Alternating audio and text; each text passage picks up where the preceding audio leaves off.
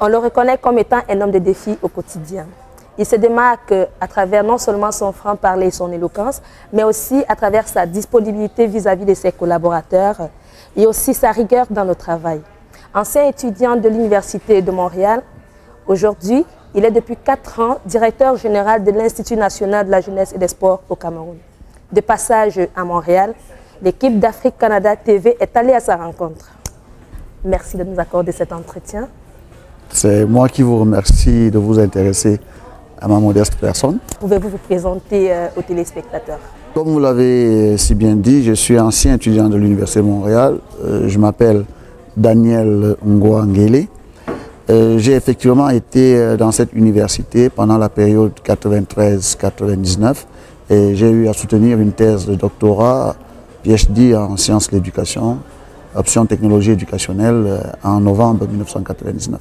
Et un an plus tard, je suis reparti au Cameroun pour me mettre au service de mon pays.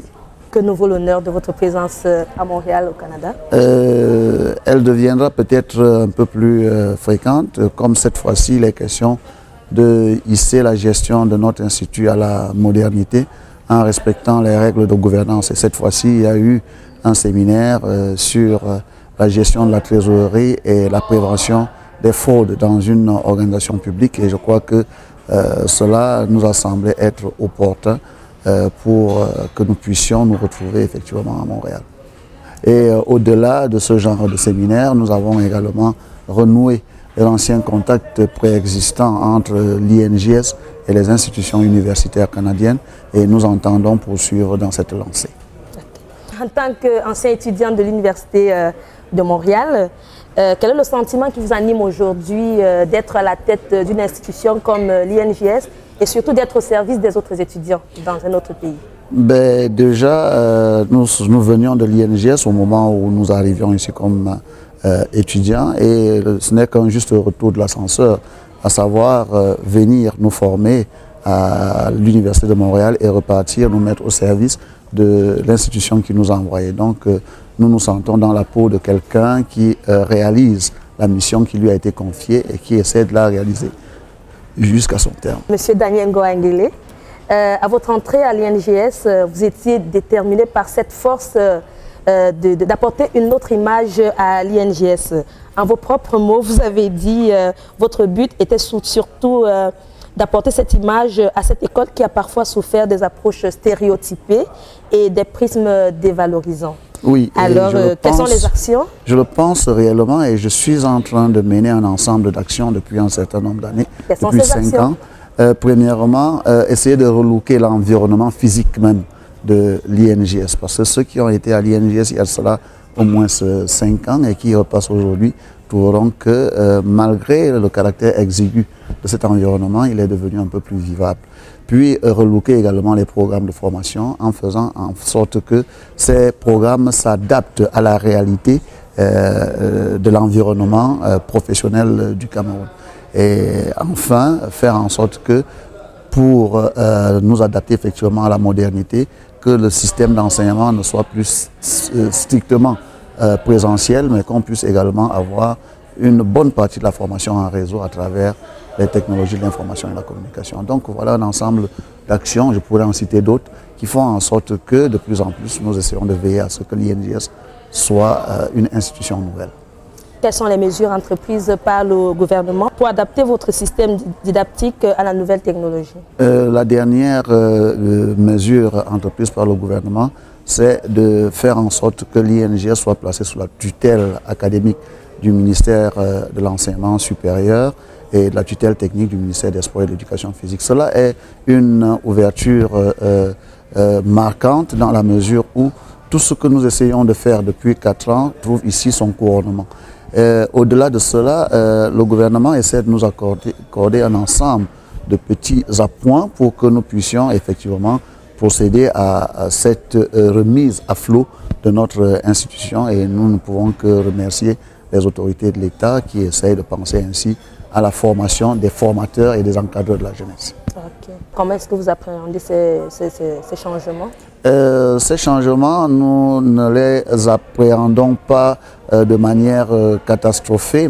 Au contraire, nous essayons de les intégrer réellement dans la mesure où cela nous permet désormais non seulement de faire en sorte que la formation soit plus adaptée, mais aussi et surtout de proposer à la cité camerounaise un autre profil de haut cadre chargé non seulement d'encadrer la jeunesse, mais aussi de faire en sorte que le mouvement sportif puisse repartir sur de nouvelles bases.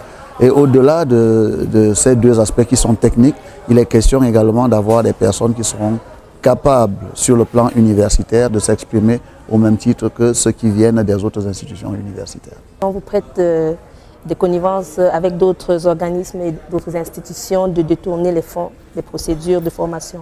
Est-ce que...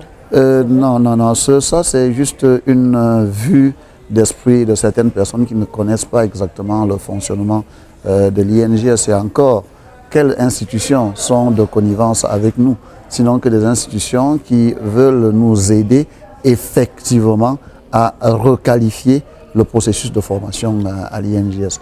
Et nous avons mis un certain nombre de balises actuellement, de telle sorte que ceux qui sont formés au bénéfice de l'INGS puissent effectivement servir pour l'INGS. Parce qu'à un moment donné, nous avons eu un peu comme une sorte d'hémorragie, des personnes mises en formation qui n'ont pas pu, pour des raisons qui leur sont personnelles, rentrer. Mais ce que nous faisons maintenant, c'est calibrer la formation telle que, au niveau des institutions qui nous apportent ce soutien, elles puissent effectivement nous apporter le soutien, mais que la plus-value soit ressentie au niveau de l'Institut national de la jeunesse et des sports et donc de la nation camerounaise.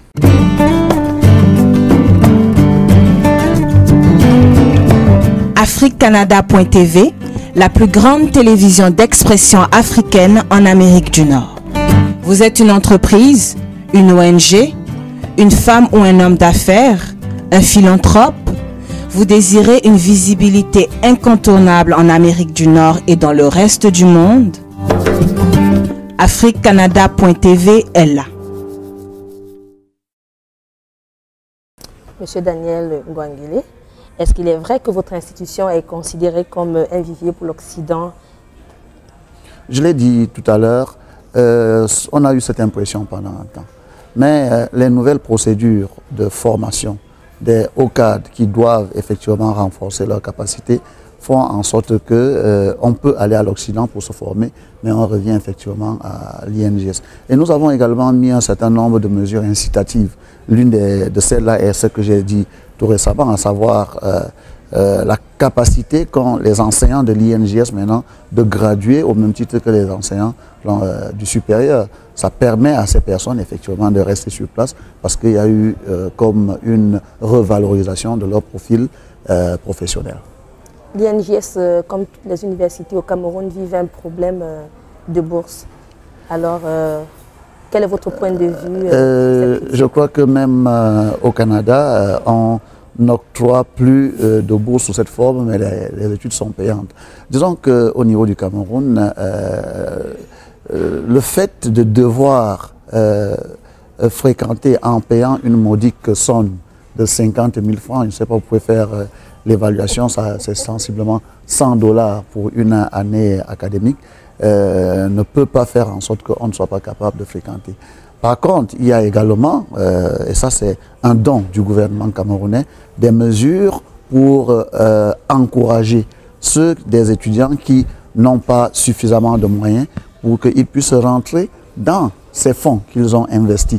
C'est-à-dire lorsqu'ils présentent un profil qualitatif dans leur processus de formation, on leur retourne les 50 000 francs sous forme de bourse. Donc, quelque part, je crois que le Cameroun prend des dispositions actuellement pour faire en sorte qu'on ait effectivement une masse critique de personnes qualifiées au niveau de l'enseignement supérieur et nous ne pouvons que saluer cette mesure-là. On salue la mesure et puis on aimerait savoir, monsieur le directeur, quelle est la procédure pour rentrer à l'INGS? La procédure est simple, on présente un concours d'entrée qui est organisé par le ministère de la fonction publique et de la réforme administrative, étant entendu que ce sont toutes, pour la plupart, des personnes qui sont destinées à la fonction publique de l'État. Et je vous vois venir un tout petit peu. Il n'y a aucune autre procédure. Je peux déjà vous dire, par exemple, que mon propre fils, qui a présenté il y a de cela 2 ans le concours d'entrée à l'INGS, ne l'a pas eu parce qu'il n'a pas eu le profil requis. Et déjà un autre qui a été un neveu, qui était déjà à l'INGS pour n'avoir pas satisfait aux exigences sur le plan disciplinaire, a eu à reprendre la classe. C'est vous dire que nous essayons d'appliquer dans la mesure du possible les dispositions de rigueur dans le processus de formation à l'INGS et surtout des dispositions de bonne gouvernance parce qu'il est question de faire en sorte que l'INGS profite à tout citoyen capable d'y entrer. Des projets avec le Canada, l'INGS? Bien évidemment, beaucoup de projets. Nous voulons, comme je l'ai dit au départ, relancer la coopération avec l'Université de Montréal. Elle a existé pendant un temps. Nous essayons également, à partir du Canada, de faire en sorte que notre existence sur la plateforme du RIFEF soit effectivement vivante.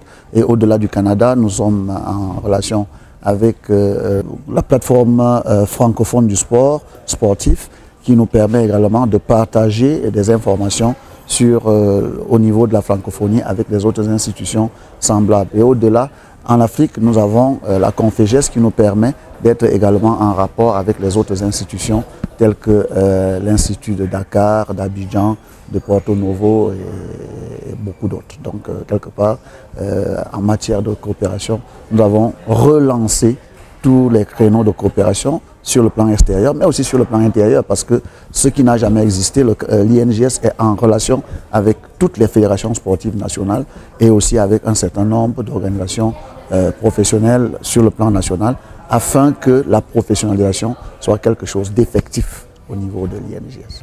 On ne le dira jamais assez, vous êtes à la tête de l'INGS depuis 5 ans. Et à votre entrée, lors de votre entrée, vous étiez déterminé de former des cadres compétents qui répondent aux attentes du gouvernement. Est-ce que vous avez l'impression d'avoir atteint votre objectif aujourd'hui, après 5 ans? Nous ne pouvons pas dire, parce que nous risquons de ne plus continuer à faire ce que nous avons à faire. Nous disons que nous sommes sur la bonne voie. Et nous pensons que ceux qui vont effectivement les utiliser seront mieux placés que nous-mêmes pour savoir si effectivement nous répondons aux attentes du gouvernement.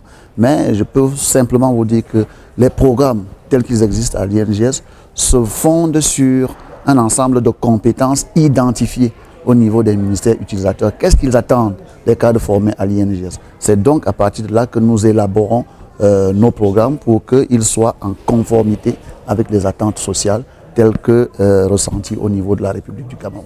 Donc quelque part, nous sommes en train de parvenir à notre fin. Ok, sur une échelle de 1 à 10, quelle est la qualification de l'homme des défis? Nous sommes en cours et nous nous disons que nous tendons vers plus l'infini. Nous ne sommes pas en train d'aller vers moins l'infini. Ça, c'est bon. Des projets à venir pour la prochaine rentrée scolaire? Oui, beaucoup de projets. Nous savons que d'ici le mois de octobre ou novembre, nous devrons effectivement veiller à ce qu'une première cuvée de professeurs de l'INGS puissent être qualifiés au niveau de l'enseignement supérieur. Nous espérons également qu'avec la nouvelle donne sur le plan académique, la codiplomation entre l'enseignement supérieur et le ministère des Sports et de l'Éducation physique permettra d'avoir un autre profil de cadre capable de continuer tant sur le plan professionnel que sur le plan universitaire. Avez-vous un message pour la communauté camerounaise, particulièrement les étudiants camerounais qui séjournent ici au Canada? Quel est votre message? Mon message serait que chacun d'entre nous peut participer à la construction du Cameroun, à la réalisation de tous les défis qui nous interpellent sur le plan national. Qu'on soit désormais résident ou bien citoyen canadien, mais dès lors qu'on se sent la fibre d'appartenir à une source qui est le Cameroun, on devrait pouvoir, d'une manière ou d'une autre, participer. Il n'est pas question simplement de s'opposer comme une personne opposée à ce qui se passe au Cameroun.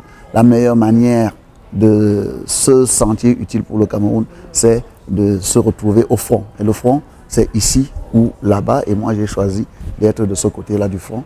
Mais sachant simplement que c'est notre pays. On n'a qu'une seule patrie.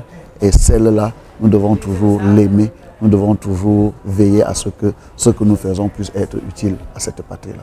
C'est ça un tout petit peu mon message. Je ne peux pas demander aux gens de ne pas rester ici ou bien de d'aller simplement au Cameroun, mais que chacun sente qu'il a une racine et que cette racine, nous devons savoir l'irriguer de nos connaissances, de nos valeurs, de nos compétences. Voici mon message à moi. Des mots justes pour le dire qui viennent justement de la bouche du directeur de l'INJS. C'est sur ces paroles que nous vous souhaitons tout simplement un bon retour au Bercail, M. Daniel Ngoangeli. C'est moi qui vous remercie et puisse ce genre d'initiative se perpétuer davantage pour permettre qu'on ait cette interface entre le Canada et l'Afrique. Le monde entier. Le monde entier, ce serait toujours quelque chose de bienvenu. Je vous remercie également. Je vous en prie.